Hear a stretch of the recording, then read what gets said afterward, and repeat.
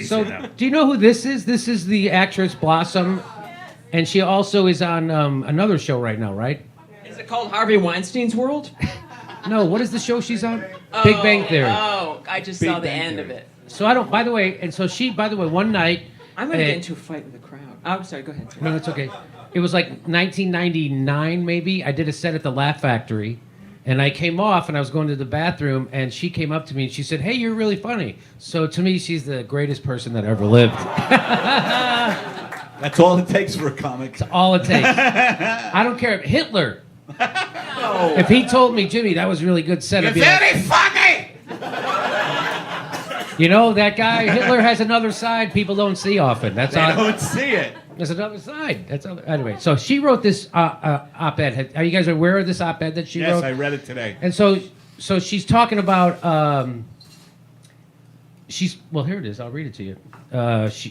People are upset because she's victim shaming, right? She says, she's talking about Weinstein, and she's talked about how she's not attractive, and she said, and yet I have also experienced the upside of not being a perfect 10. As a proud feminist with little desire to diet, get plastic surgery, or hire a personal trainer, I have almost no personal experience with men asking me to meetings in their hotel rooms. Those of us in Hollywood who don't represent an impossible standard of beauty have the luxury of being overlooked and in many cases ignored by men in power unless we can make them money. I still make... Gross! It's okay. I still make choices every day as a 41-year-old actress that I think of as self-protecting and wise.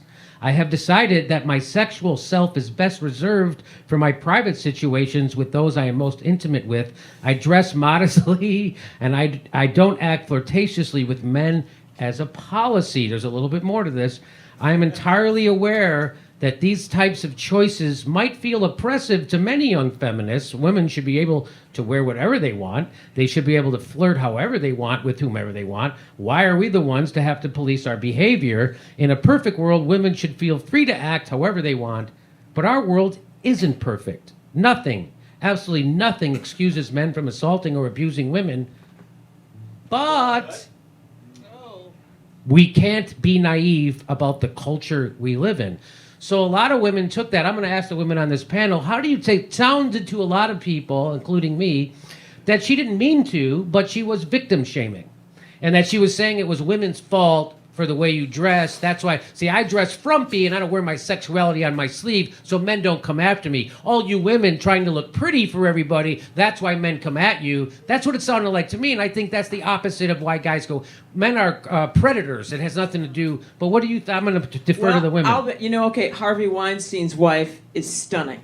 And so it doesn't matter like how attractive someone is. It's how much you can get. I think that's the head of a male, of a pig who is also a predator. It's what can I get? And the thrill of degrading another person, degrading a woman and seeing how much I can get from them. I mean, I can't even believe that Cosby is now sort of pushed aside because of Weinstein's bullshit. Yeah, it's kind of... you know what? I feel bad that she wrote this op-ed. I wish you would have just been silent, because I just, it's like she's like her point of view of that. She's not a perfect 10. It's all worked out for her. By the way, she's a millionaire. It's all fine. So she has this ability. She makes. Anyways, I wish she wouldn't have said anything. Yeah. Here's what some people said. So this was the nicest thing that someone wrote. I appreciate your viewpoint. However, I'm not even close to being an actress or a movie star or even an extremely attractive person now or when I was younger. When I was sexually assaulted at work, I did not work in an industry like Hollywood. I worked in a fast food place and wore disgusting uniforms and smelled like onions. I realize you haven't experienced this, but that doesn't mean it's entirely because you're frumpy. It may have just been because you were lucky. I sincerely mean this with all due respect and from someone who truly admires you. So I think so she's making the mistake, I think Blossom was, or whatever her name is. Don't call her by her character name. That's fucking sexist. So she was making the mistake of thinking that, it's just horny guys who want to get next to a woman, but it's not horny guy. It's a guy who's horny who's also a sexual predator, right? And it doesn't have to do necessarily with how beautiful you are. Yeah, it's about control. It's about control. Lately, yeah. They have an issue with women somehow. Something happened to them. And like I said before in the show, it's okay if you... It doesn't make you a bad person if you have a horrible urge, because you don't decide what your sexuality is. But what you do with that urge is what makes you a decent person or not. So if you have... Thank you.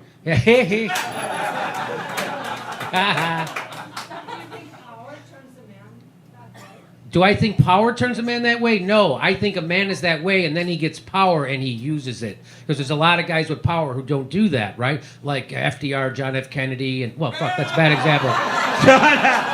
John F. Kennedy was... Bill Clinton. Anyway, I'm sorry, I'm coming up with bad examples, but I'm sure there's guys out there. Santa Claus, and that's about it. But other than... No, I think it's... No, there's lots of guys with power who don't act creepily like that. That's what I think. What do you... Like, what? We're going to get to that. So here's what some women said on Twitter. She said, I was 3 years old in Blue Clues pajamas. It's one of my first memories. I've never known life without assault. Hope I was modest enough. Yeah, that's fucking right in her face. She's punching her right in the face. And then here's this woman, Gabrielle Union. She has a blue check. She says, though I was raped by a stranger who raped me at gunpoint after robbing the store, I was still asked by a female friend what I had worn. Can you believe that? She said, reminder, I got raped at work at a Payless shoe store. I had on a long tunic and leggings, so miss me with dress modestly shit. So these are actual... So it's like as if Blossom never met another woman who had been sexually assaulted outside of Hollywood. Well, I guess not. I guess she lives in an insular... But she did quit Hollywood for a while, and she went to college, and she had a regular life.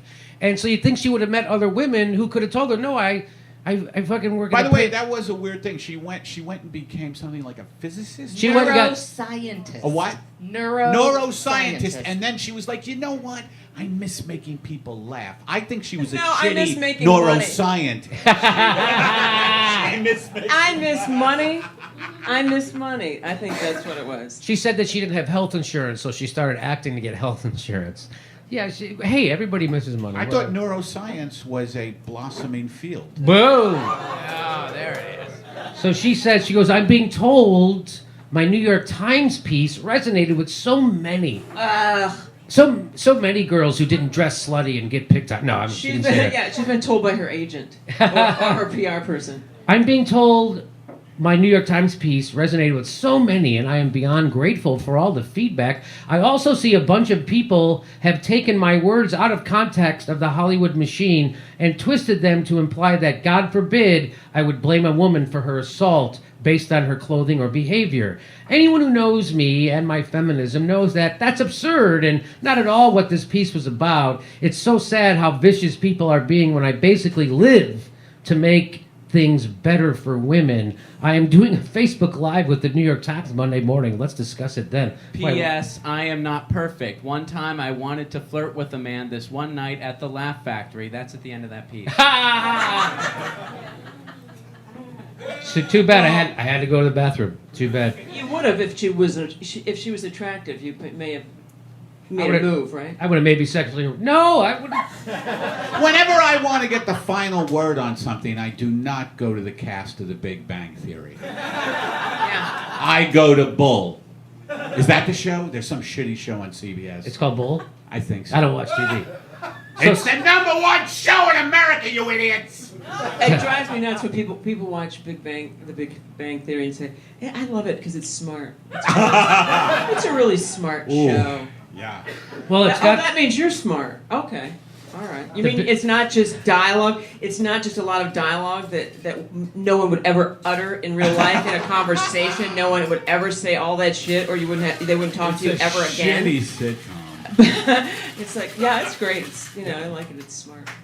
All right, I'm just saying. I think it's weird that she says everybody knows me, knows my feminism. Right? Like my feminism. It's a thing. It's under here. It's I don't shave my armpits. I shave my feminism. Yeah. A little trim never hurt any feminist. My feminism's in the mailbox. How about you? So,